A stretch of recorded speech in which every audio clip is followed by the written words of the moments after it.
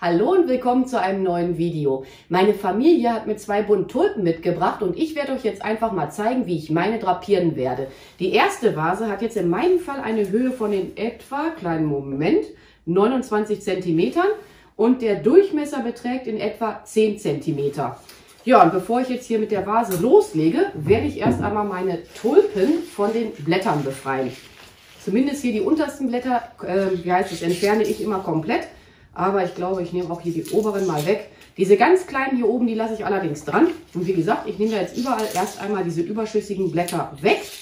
Und dann, je nachdem, wie man es lieber mag, kann man hier oben noch welche dran lassen oder halt nicht. Danach werden sie dann geschnitten werden.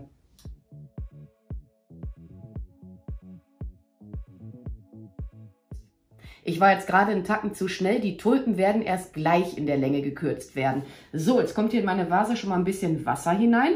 Und dann werde ich Zweige platzieren. Das sind Zweige von einer, von einer Fuji-Kirsche. Zeige ich euch sofort. Die stammen aus meinem Garten.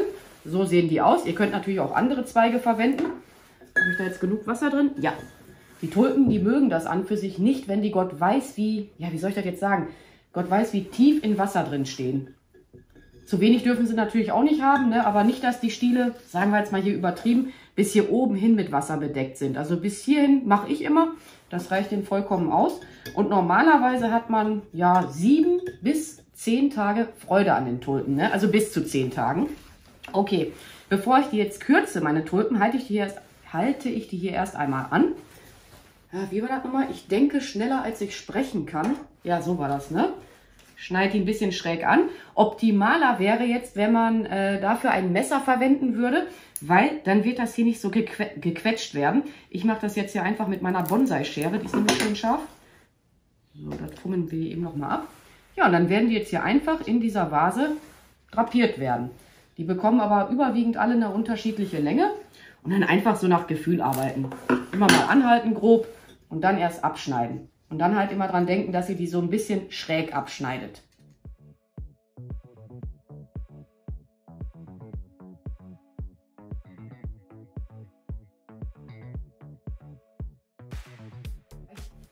Ich habe jetzt gerade hier im oberen Bereich die Zweige noch ein bisschen eingekürzt und das Glas kann jetzt beiseite. Das ist jetzt soweit fertig.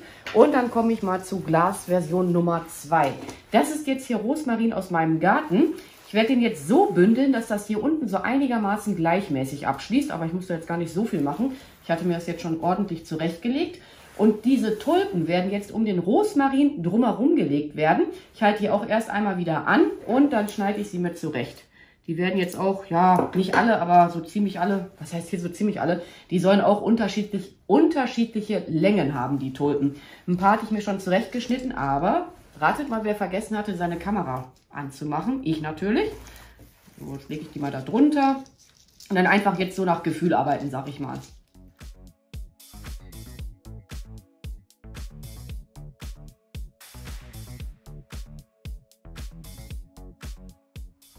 Jetzt mache ich mir hier einfach ein Gummiband drumherum, damit das Ganze auch hält und nicht permanent hin und her verrutscht, so wie jetzt gerade mit der einen Tulpe. Kriegen wir es doppelt drumherum? Ich denke, ja. Ja, und damit man dieses Gummiband gleich nicht mehr sieht, wird das Gummiband wiederum mit einer Schnur umwickelt werden. Ich mache das hier mal eben so ein bisschen höher. Aber es ist jetzt auch ganz gut, dass ich meinen Rosmarin so ein bisschen gekürzt habe. Der war wieder gewachsen, ich sag's euch. Der kriegt irgendwann auch mal wieder ein eigenes Video, wie ich halt meinen Rosmarin schneide. Ihr könnt das jetzt hier auch noch alles zurechtfriemeln. Die Tulpe, die könnte nämlich jetzt noch ein bisschen kürzer sein. So, die hier auch ein bisschen nach unten ziehen.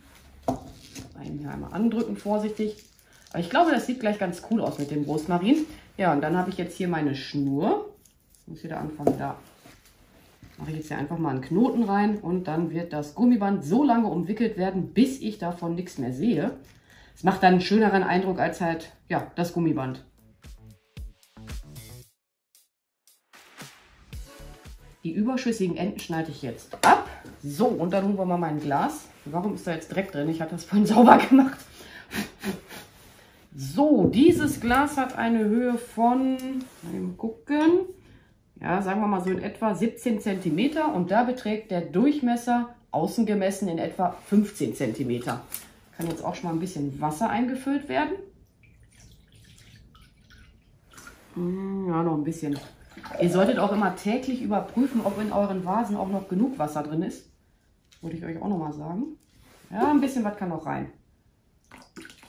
Damit das Ganze jetzt noch ein bisschen mehr Glamour bekommt, habe ich mir überlegt, dass ich da wieder dieses Streumaterial reinstreuen werde. Dann ist das Ganze auch noch mal ein bisschen standsicherer. Ihr könnt aber auch Kiesel zum Beispiel verwenden.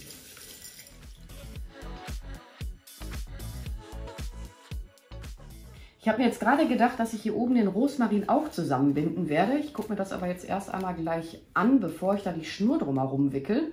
Das ist jetzt einfach nur mal so eine Testversion. Muss mal eben gleich selber schauen, wenn ich weiter weg bin. Gummiband ist jetzt ganz gut justiert. Ja, doch, ich glaube, das Ganze sieht so noch interessanter aus. Ich mache das jetzt einfach. Kommt jetzt auch wieder Schnur drumherum. So lange, bis man dieses Gummiband halt nicht mehr sieht. Ihr müsst aber jetzt da drin stehen bleiben. Das Ende der Schnur lasse ich jetzt wieder so ein bisschen hinausschauen. Dann kann man die gleich besser festknoten. Ich bin mal gespannt, ob der Rosmarin im Laufe der Zeit vielleicht sogar blühen wird. Weil der hat Blütenansätze. Mein Rosmarin, der blüht sowieso manchmal ein bisschen komisch. Und zwar im Februar hat er auch schon geblüht. Naja, mal abwarten.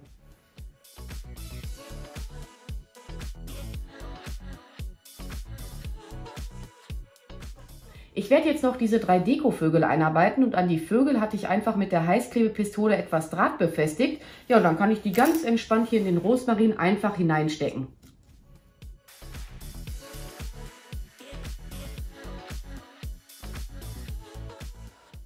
Ich glaube, meine Gläser sind ganz cool geworden und das benötigte Material werde ich auch wie üblich in die Videobeschreibung eintragen. Ja, und dann werde ich mich jetzt auch mal an dieser Stelle bei euch verabschieden. Ich bedanke mich fürs Zuschauen. Macht's gut, eure Pink Peach. Bye!